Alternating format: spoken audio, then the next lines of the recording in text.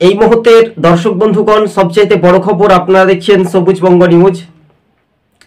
ADC village অর্থাৎ ত্রিপুরা, আপনাদেরকে যদি আমরা তুলে ধরি আসামে পঞ্চায়েত ভোট, কিন্তু ত্রিপুরাতে এডিসি ভিলেজ নির্বাচনের ভোট হতে পারে এমনটাই খবরের ইঙ্গিত।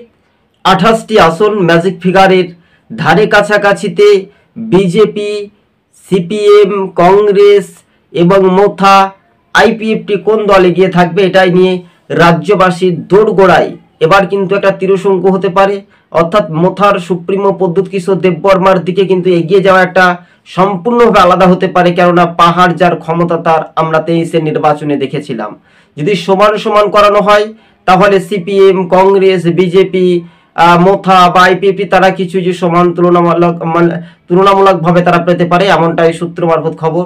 দেখুন, মোথা দল 8টি আসন পেতে পারে, কংগ্রেস 2 থেকে 3টি আসন পেতে পারে, বামেরা পেতে পারে 7 থেকে 10টি আসন, বিজেপি জোট কিছুটা পেতে পারে, এমনটাই সম্ভাব্যত জানানো যাচ্ছে। কিন্তু আগামী দিন এডিসি ভিলেজ নির্বাচনের প্রাককালে মুহূর্তেই কিন্তু মুড়ি মুরগির মতো একটা ভাইরাল হতে পারে। ত্রিপুরার জনগণ কি চাইছে?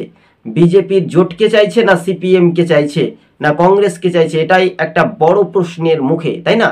আজকে ছিল আমাদের এই পর্যন্ত প্রতিবেদন। দর্শক বন্ধুগণ, 2025-এই যদি নির্বাচন কমিশন মনে করে এডিসি ভিলেজ নির্বাচনের ভোটের প্রয়োজন, তাহলে ভোট করাতে পারে, এমনটাই খবরের ইঙ্গিত আপনাদের সঙ্গে আমরা তুলে ধরেছি। দর্শক বন্ধুগণ।